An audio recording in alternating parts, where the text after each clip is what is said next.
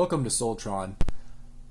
A couple of people have asked me how I do my customizing, so I'm going to do something different today and just go over basics, basically how I do my customizing.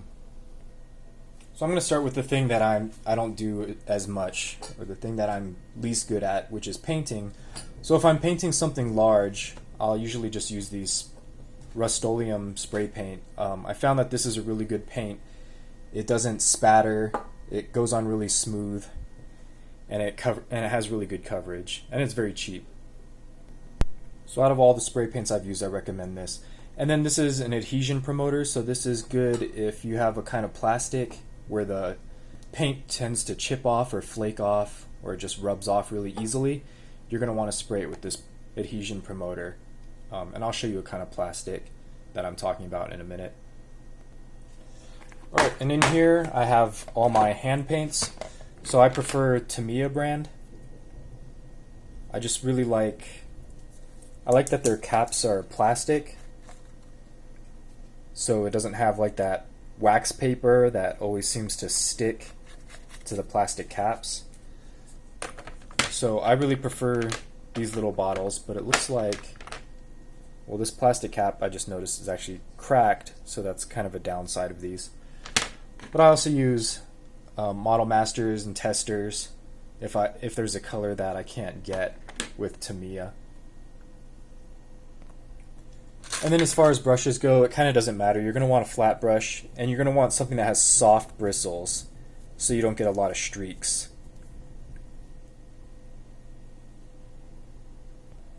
So let's move on to fillers. I've used these a lot. So Epoxy Sculpt was definitely my go-to when I was first customizing. So it basically is like a two-part clay, and you mix it together, and then after it dries in a couple hours, it's really rock hard. It'll have the consistency of like a really hard plaster, except for it won't shatter.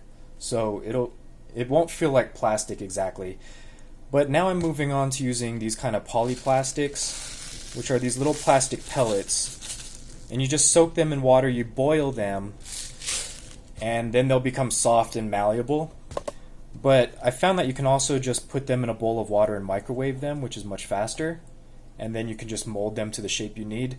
The downside of the polyplastics is that after they cool off, you can't mold them anymore, and it cools off probably within 3 minutes, so it doesn't have a very good working time. If you're going to try to make something detailed, like horns or some kind of detail work, you're going to need to use the Epoxy Sculpt, because this you'll be able to sculpt for multiple hours, and this stuff just cools off too fast. You could try using a heat gun, but I haven't really had success with that. And plus it tends to stick to plastic, and this Epoxy Sculpt doesn't stick to plastic tools as much. So when I say filler, I mean, like, for example, on this custom figure, after I carved out this section here to install a ball joint, you can see here's some polyplastic that I just melted and shoved in there, and that just makes sure that everything's nice and secure and there's no loose fit. And you can see I put some more polyplastic in there and just jammed it in there, so that there would be more surface area for everything to fit together. And then you can see here's the Epoxy Sculpt, because this is an older figure that I started a long time ago. So this is back when I was using Epoxy Sculpt from several years ago.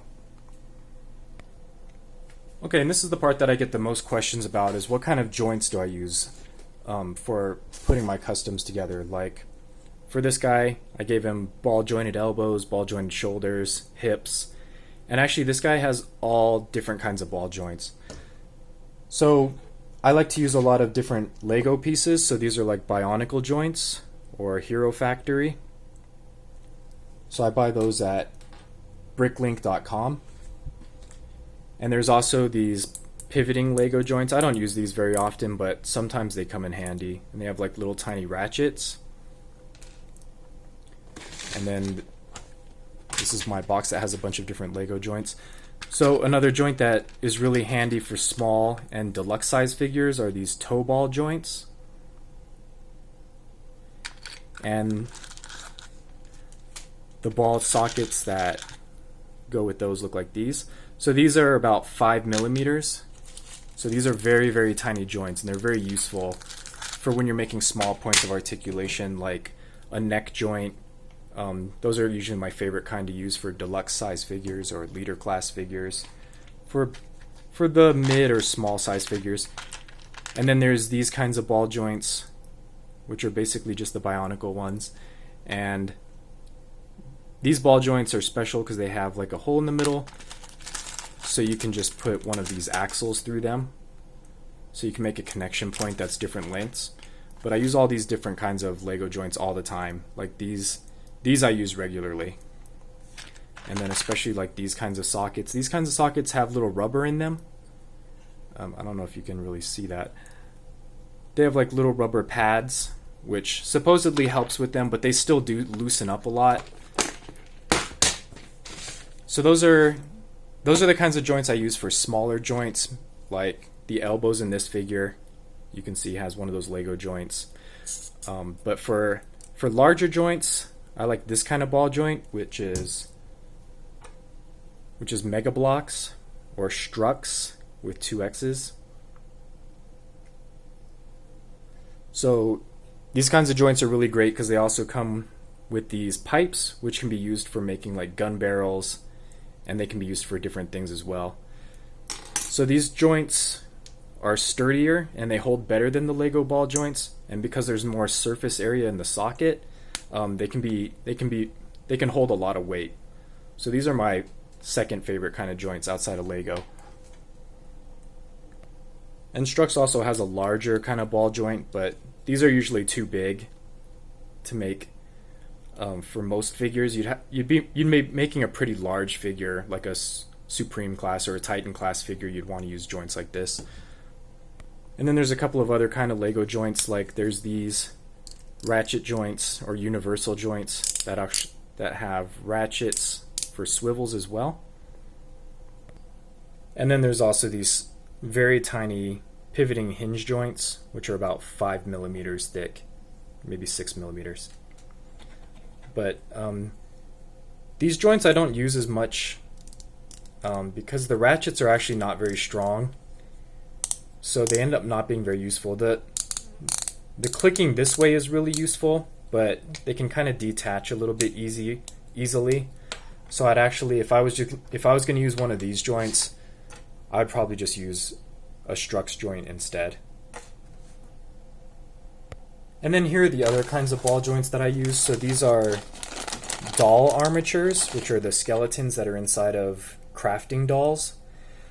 So these joints are incredibly strong, so they're very stiff, which is a real problem, because if you try to install these joints on this kind of figure, the joint actually, because they're so stiff, when you try to rotate the arm, the joint might just rip out. So these joints are only good in certain situations.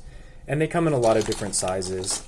And this is a joint that was just from like a camera stand, which has a good amount of range, but they're very loose, so they're not that useful. And then here's some larger doll armatures. So another downside of these joints is that they only move this much. They don't have a lot of range of motion. So they're very stiff. They're hard to install, because once you detach them, putting them back together is very difficult. You'd need like pliers and leverage.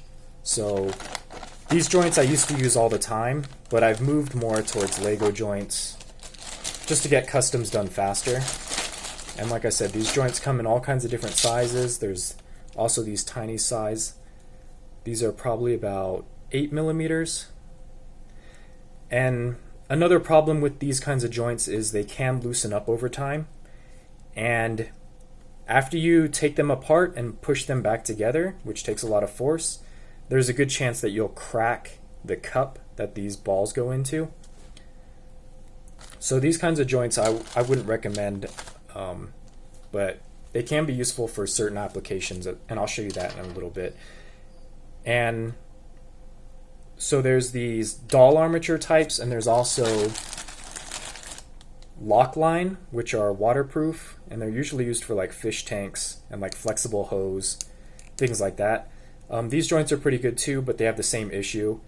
If you detach them and put them back in, over time, they'll probably start developing cracks. So like for example, I gave Q Reno, I gave him the Lockline joints here because I wanted the wires to still be able to run through his body so the electronic features would still work, which turned out well, but then over time, just from UV radiation, just from sunlight or artificial light, the joints just got brittle and kind of cracked.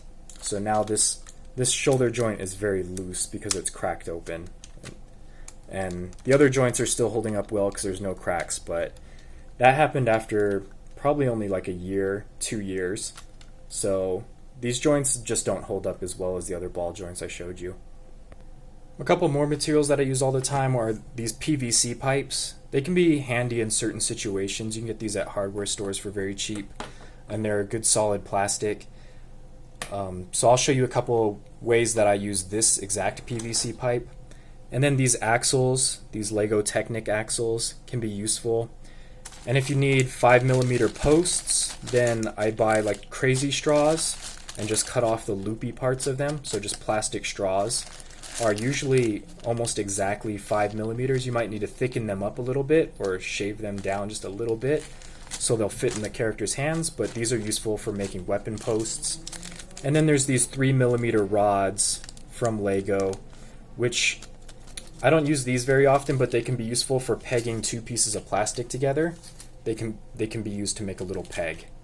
And then while we're talking about ball joints, I like to use this polyacrylic to tighten up the ball joints. So you just shake this up and you just polish it onto the joints. This is cheaper than most floor waxes, and it'll last pretty much forever. Okay, so let me bring in this custom Grandus that I've been working on. So you can see that I've painted most of his main body. His arms haven't been painted yet, and this is where I use the spray paint. And because he has a certain kind of plastic, I had to use the adhesion promoter. Otherwise, the paint will just scrape off when you press it with your nail. So now the paint is about a year old, so it's pretty durable at this point. And then I use styrene to make his little head crest here and his radar dishes.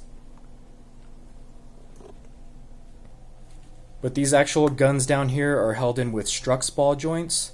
And then I used PVC pipe to make the turrets. And then I used the Strux axles to make these gun barrels up here. And then these are also the Strux ball joints.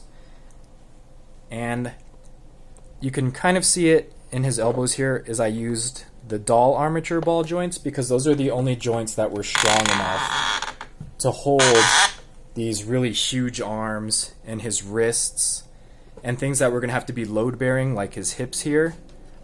I had to use those doll ball joints, and that's just because this figure is so huge. And then it's hard to see, but I also used the PVC pipe I used as like an internal skeleton, so I actually attached these ball joints to PVC pipe to make his biceps. Let's see if you can see in there.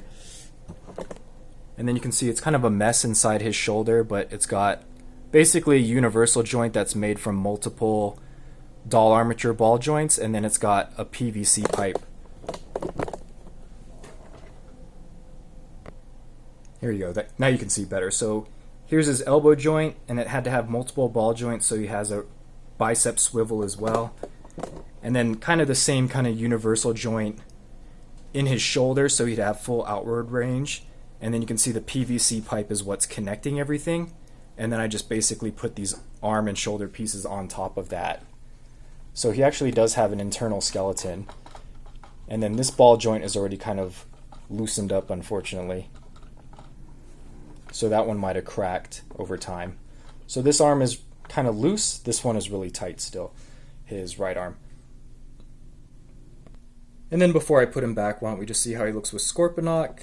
And you can see Scorponok is substantially shorter than him, but with Scorponok's leg extensions, I think that'll change that, but Grandus will still be a lot bulkier. Alright, and then finally I'm just going to real fast go over the different kinds of tools I use. So you definitely want protective gear to keep things from flying into your eyes. And you want a ventilator because when you're cutting plastic, a lot of those microplastics will get in your lungs. Also, if you're spray painting a lot, you're definitely going to need some kind of ventilator mask. And these are kind of my bread and butter tools. Is I use this Ryobi drill instead of a Dremel. I've just always had this drill. It's always been useful. And then I have, of course, a kit full of different drill bits. And then I have this tackle box which has various pieces. So it's got a little box where I keep all my extra screws and pins, because you're going to want to keep these micro screws. You cannot buy them at hardware stores. So any screws you take out, you should save. And then longer screws in this one. And then there's little sheets of styrene, pinstripe tape for painting plastic. And then really important tool is a hobby knife. So this is probably the second most important tool after my drill. And then having a little box that has all the extra knife bits is very important, because those get dull very quickly when you're cutting plastic. And a majority of the time when I'm cutting plastic, I use this Dremel bit, which is a high-speed cutter, and then you can buy replacement discs. So this is probably the #1 tool that I use, is these for cutting plastic, trimming things down to size, and then sometimes I'll use these sanding drums just to smooth things out. And then my favorite kind of glue is this kind of Gorilla Glue. Unfortunately, it's got like a design flaw where this cap always cracks open, but usually the glue inside will still be okay. So the bottle sucks, but the glue itself is really excellent and doesn't tend to haze or become brittle. And then I had to buy this kind of B7000 for alternate kind of glue for plastics that don't glue with super glue. And then another important tool is blue tack. So you can see I'm doing that in this working custom, is just to hold pieces in place and decide if I like the placement and the way they look. And then you also need a bunch of like circuit or small set of screwdrivers. And that's basically it. So that's how I do my customizing. I hope that's informative to some of you. I hope that maybe saves some of you some trial and error, like years of trial and error that I had to go through to find the materials that I like. And that's it for this time.